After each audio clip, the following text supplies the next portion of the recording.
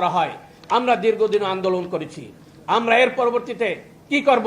আগামী বাজেট অধিবেশনে বাজেট অধিবেশনের পূর্বে যদি আমাদের জন্য নবম পে স্কেলের গেজেট প্রকাশ না করা হয় এবং বাজেটে যদি আমাদের জন্য বরাদ্দ না রাখা হয়, আমরা দীর্ঘদিন যাবৎ আন্দোলন করেছি ভদ্রভাবে। আমরা দীর্ঘদিন যাবৎ রাষ্ট্রকে শান্ত রেখে আমরা দীর্ঘদিন যাবৎ আমাদের নিয়মতান্ত্রিক পরিবেশে আন্দোলন করে আসছি। আমরা এখনো সরকারকে বলবো, আমরা নিয়মতান্ত্রিক পরিবেশে আন্দোলন করতে চাই। আমরা কোনো আন্দোলনই করতে চাই না যদি আমাদের দাবিসমূহ বাস্তবায়ন হয়ে যায়। আমরা সরকারের কর্মী, আমরা চাই শান্তিপূর্ণভাবে আমাদের কর্মসূচি, আমাদের দায়িত্ব পালন করতে। আমরা চাই না প্রেস ক্লাবে আসতে, আমরা চাই না রাস্তায় নামতে। আপনাদেরকে সাক্ষী রেখে বলতে চাই, আমরা একদিনের জন্য রাস্তায় নামতে চাই না। তবে আমাদের অধিকারের জন্য যদি আমাদের রক্ত দিতে হয়, রক্ত দিয়েছি, আরো দিব। আমাদের অধিকারের আদায়ের জন্য যত ধরনের কর্মসূচি লাগবে আমরা সেই কর্মসূচি দেব।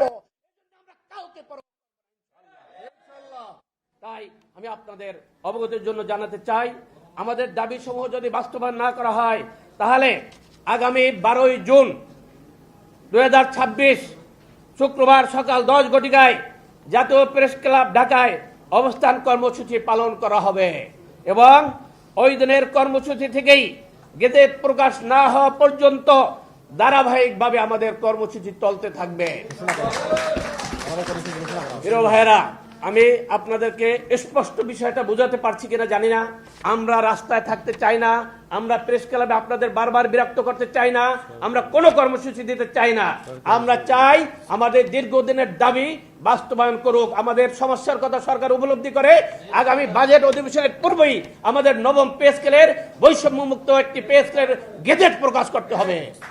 যদি গেজেট প্রকাশ না করা হয় এবং বাজেটের পর্যাপ্ত টাকা বরাদ্দ না রাখা হয় তাহলে তো আমাদের কোয়ালিটি থেকে গেছে। যেহেতু আমরা চলতে পারছি না, আমাদের কর্মসূচিতে যাওয়া ছাড়া কোনো উপায় থাকবে না।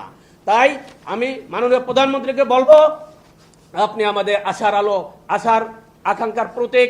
আপনি আমাদের মাননীয় রাষ্ট্রের স্বাধীনতার ঘোষকের সন্তান, আপনি মাননীয় 3 বারের প্রধানমন্ত্রীর সন্তান। আপনি আপনার কাছে আমরা আশা করতেই পারি, আপনি যেহেতু পে স্কেলে আপনার নির্বাচনী ইশতেহারে ঘোষণা করেছেন যথাসময়ে পে স্কেল দিবেন, তাই এই গেজেটে আগামী বাজেটের পূর্বেই গেজেট প্রকাশ করুন। আপনার কাছে এই দাবি জানিয়ে আমি আমার বক্তব্য শেষ করছি। ধন্যবাদ।